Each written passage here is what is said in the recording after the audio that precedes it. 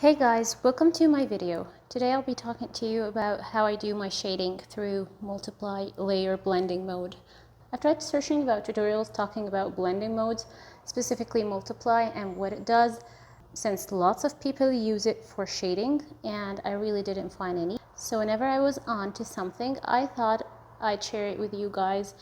Maybe it will be helpful to any of you guys. I have my pencil charging right there, so I'm gonna take it. And I've already drew something right here, and I drew two girls because I'll be shading in two different ways and colored it in flat colors. What I mean by flat colors is that they're only colors, no shading, no high points or low points, no 3D effect, no, you know what I mean, right? So I started off by creating a new layer, and then I will set it to multiply right there.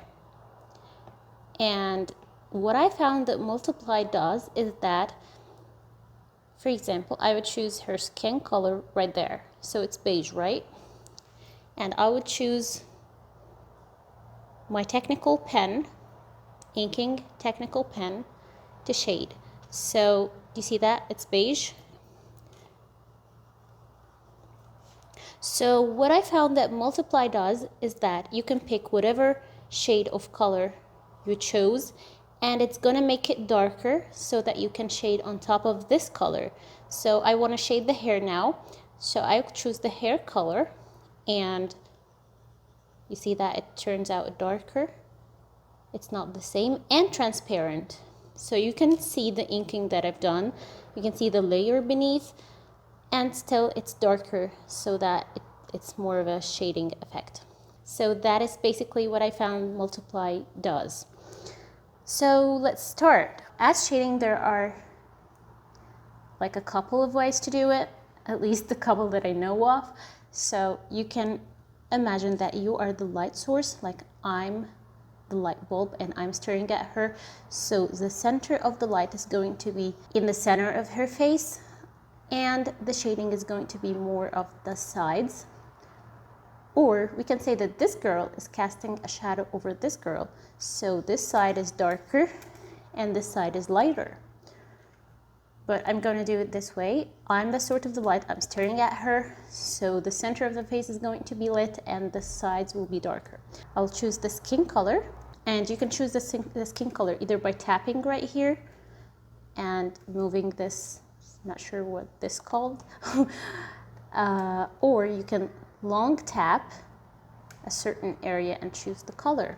I chose this color, so I'm going to be shading her face. I'm going to make this layer, the shading layer, I'm going to make it a clipping mask. So what this does is that it will not let me color outside of this layer that it's clipped to. I clip this layer to the base one. Whenever I'm in the shading layer, I would only shade, inside the line. Okay, I can still go like over the hairs and stuff, but not outside the line, like into the white blank space. So I'm going to go ahead and shade the edges of her face, the hairline, since her hair is casting a little bit of shadow onto her face. And don't worry if this gets like on top of the hair, we will already be shading the hair next, so it's gonna have some shadows as well, so this won't really matter. This is the first type of shading, and I believe this is mostly used in anime. You can shade using an airbrush, and I like that too, and I will show you on the second girl what airbrush shading looks like. So I'm done with shading the whole face, but now I'm gonna shade her facial features. So I'm gonna shade on top of the eye, because the eyelid is usually darker. And this might look funny at first, but it will, whenever you're done, it will look really good, I promise. You can always, whenever you're done with the shading, you can always go to the layer and reduce the opacity so that the shading is subtle. If you can see what is that doing, it's darkening the shadow and lightening the shadow. but I will do that at the very end if I wanted to. And now I'm going to do her other eye. You can always draw different things on different layers so that you can, for example, lock this shadow to this like face layer but not the eye, so that it will not get inside the eye, but I don't really care, so I've done that for the sake of this video being quick and easy. Now I'm going to kind of shade her nose, and this is how you say that she has a nose, through shading. So like drawing lines for the nose sometimes isn't so pretty, so I used to draw lines for the nose, but I noticed that shading creates a better look. She kind of looks like a tiger now. It's gonna get better. Now her nostrils will cast a shadow over her cheek area.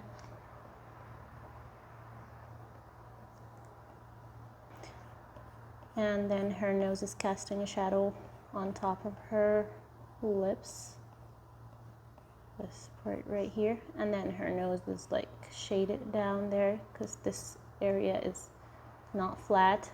This one is high and this one is kind of tucked in, if that makes any sense. I hope so.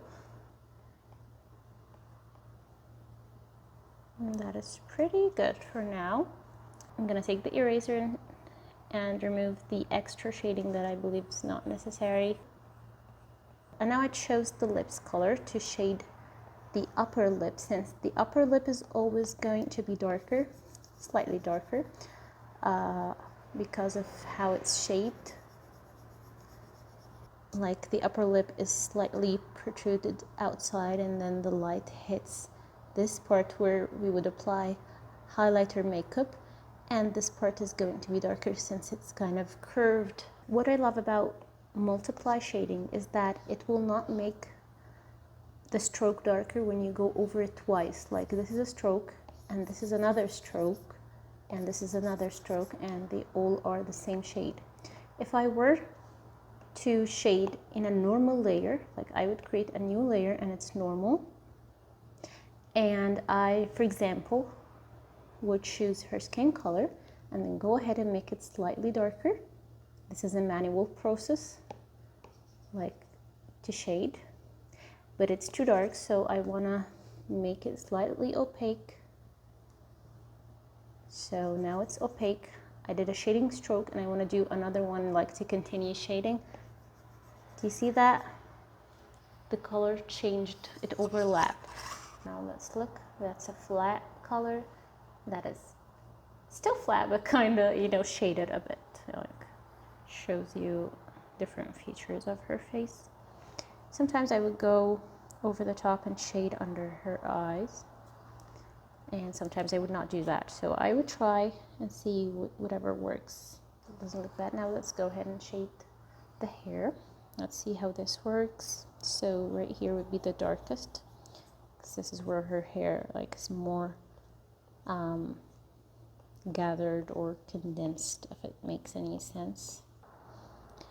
And maybe put some blocks of shading here. Again, blocks of shading. And this I see mostly in anime, this type of shading here. And again, this shading is actually done on top of the line art, but because multiply makes the color opaque, this is why you can see the lines. If I were to shade on top of the line art in a normal layer, this would be the result. You see that? I'm shading on top of the whole drawing because it's not opaque. You would always think what things are casting shadow where, like maybe this hair stroke is casting shadow on top of this part right here, and maybe this part is closer to the face, so it has some shading as well. And this one is behind her head and away from the light, so it's probably going to be dark. And those hair strokes are gathered behind her ear, so they're still going to be dark as well.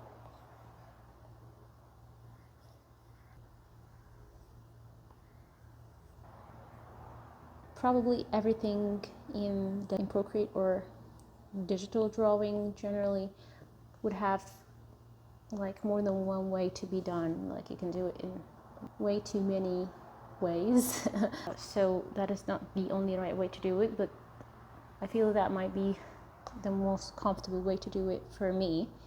So you can go ahead and choose your own way of doing things. So now I can stop right here, or I can do something else. I can choose this shading color. This means I'll be shading in an even darker color and maybe make the shading more rich. I would go ahead for the areas where I believe are going to be super dark, and I'm going to shade them again, kind of repeating the previous steps. I might even fast forward this part.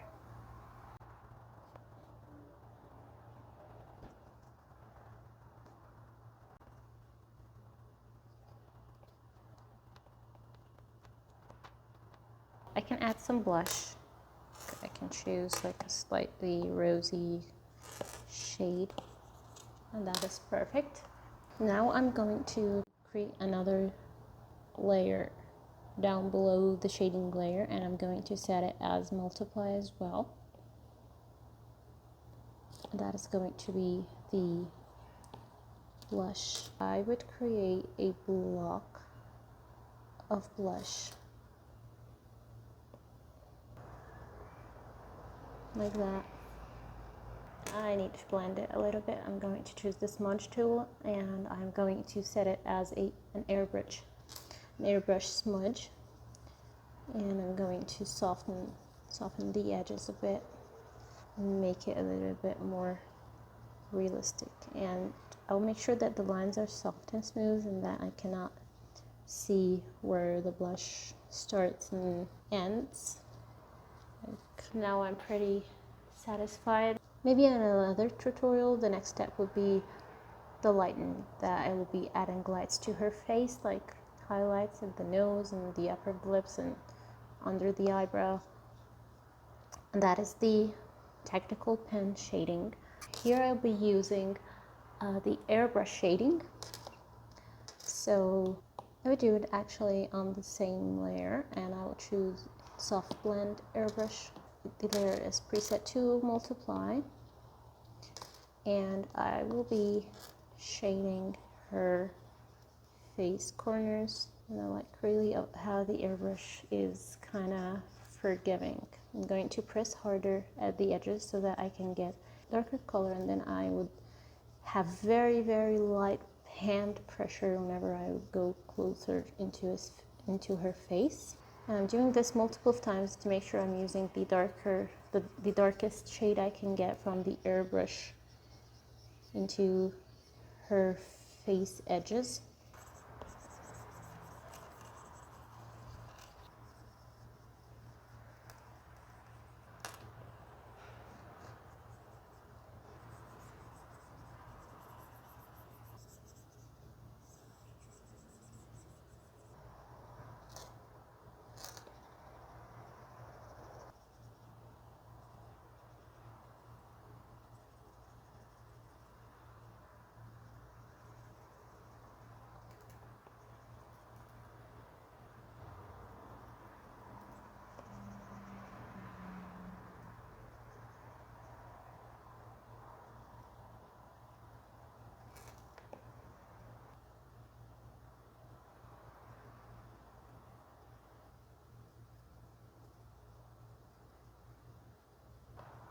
So if you were like me and you use the soft airbrush, go ahead and use the soft blend airbrush. It kind of makes a super great difference.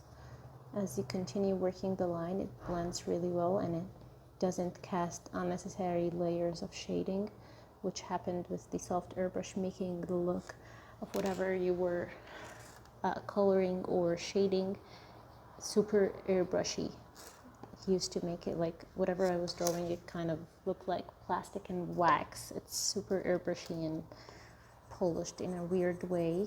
So the soft blend airbrush doesn't really do that. Kind of looks natural. So if you guys enjoy this tutorial so far and would like to see a shading, I wouldn't like to say tutorial, but whatever, if you would like to see more of how I do things or like how I do the lighting, just leave me a comment of what video I should be doing next, and I would make sure I'd be looking into that and creating it the next video. I'm going to lie down my heaviest shades and then I'm going to blend them.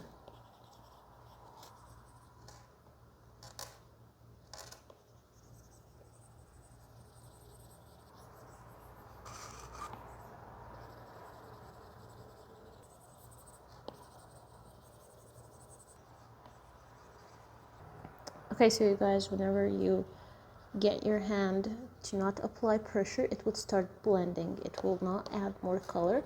It will just start blending whatever color you have here. And I'm going to go to the multiply layer of blush, and I'm going to choose the same blush color I used. It's not really the same, but it works just fine. Or it'll work just fine. And I'm not going to apply heavy pressure. I'm just going to into a circular swirling motion as if I'm applying real blush actually. So you guys, I went ahead and applied some shading for the eyes, the airbrushed eyes, the lips, and for the next step I would add some highlights in the hair, some highlights to her face, like her nose and lips and eyes. But yeah, if you're interested in that, just let me know in the comments. Yeah, I forgot to say that I like the multiply layer for shading since it makes it so easier to choose the shade. Like, I know this is the original skin color, I would choose it this way, and now whenever I will begin shading, it will shade the same color as this shade right here. So I don't have to like choose a skin color and then go right here and just make it darker, and maybe every time I do that I would make it different darker, if that makes any sense.